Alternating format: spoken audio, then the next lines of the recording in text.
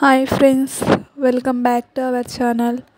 ఈరోజు వీడియోలో టేస్టీగా చికెన్ కర్రీ ఎలా తయారు చేయాలో చూపిస్తాను. ఈ కర్రీ అయితే చపాతీలోకైనా అన్నంలోకైనా చాలా బాగుంటుందండి. కలర్ రైస్లోకైనా చాలా బాగుంటుంది. ఈ కర్రీ సింపుల్గా ఎలా తయారు చేశారో చూడండి. ప్రాసెస్లోకి వెళ్ళిపోదామండి. ఫస్ట్ అయితే ప్యాన్ పెట్టుకున్నాను. చికెన్ ఫస్ట్ ఆల్రెడీ కడిగి పెట్టుకున్నాను అన్నమాట. తర్వాత అందులో ఆనియన్స్, టమాటాలు అన్నీ వేసేసాను ఫస్టే. ఇది తిరువాతలో చేస్తే అంత టేస్టీగా ఉండదండి. అంటే ఫస్ట్ ఆయిల్ వేసి చేస్తారు కదా, అలా టేస్టీ ఉండదు. ఇలా చేస్తే కొంచెం టేస్ట్ బాగుంటుందని ఇలా చేస్తున్నాను. మీరు కూడా ఒకసారి ట్రై చేయండి, నచ్చుతుంది. ఫస్ట్ అయితే ఆయిల్ వేసాను, తర్వాత పసుపు వేస్తున్నాను చూడండి. పసుపు వేసిన తర్వాత కలుపుకోవాలండి. ఉప్పు వేయాలి. తర్వాత కొద్దిగా ఉప్పు వేసుకున్న తర్వాత రుచికి సరిపడా వేసుకోండి, ఎక్కువ వేసుకుంటే బాగోదు. ఓకేనా అండి. తర్వాత కొద్దిగా కరివేపాకు వేసుకోండి. కరివేపాకు, ఉప్పు, పసుపు, నూనె అన్నీ వేసుకున్న తర్వాత ఒకసారి బాగా కలపండి. కలిపి ఒక 10 నిమిషాలు అలా వదిలేయాలి కర్రీని.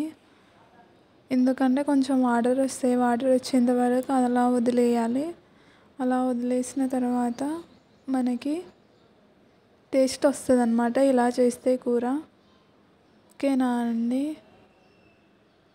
ఇలా బాగా మొత్తం కలుపుకున్న తర్వాత మనకు కర్రీలో వాటర్ అనేటివి యాడ్ అవుతాయండి. ఇలా పైన వాటర్ అనేది యాడ్ అయినాక కొద్దిసేపు అలాగే బాగా ఉడకనివ్వాలి. బాగా ఉడికిన తర్వాత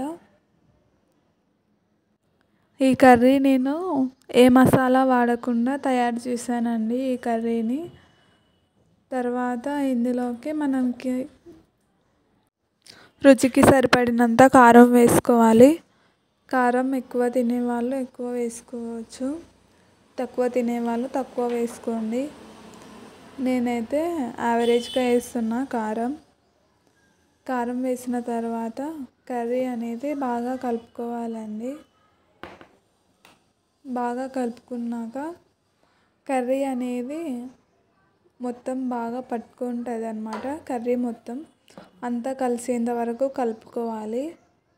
అంతా కలిసేంత వరకు కలుపుకున్న తర్వాత అలానే ఉంచండి. కొద్దిసేపు ఉడికిన తర్వాత మధ్యలో మళ్ళీ కలపాలండి. కొద్దిగా మధ్యలో కలిపిన తర్వాత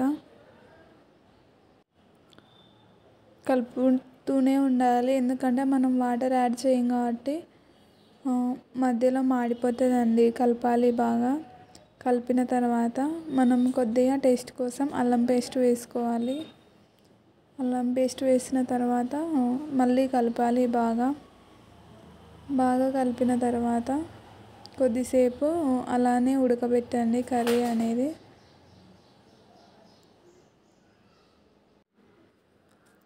టమాటాలు, ఆనియన్స్ ఇలా ఎక్కువ వేయండి. కర్రీ అనేది కొంచెం గ్రేవీగా వస్తుందన్నమాట. ఓకేనా అండి.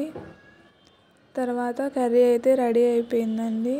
లాస్ట్ ఈ వీడియో అయితే ఎంతమందికి నచ్చిందో నాకు లైక్ చేసి కామెంట్ చేయండి. థ్యాంక్స్ ఫర్ వాచింగ్ అండి.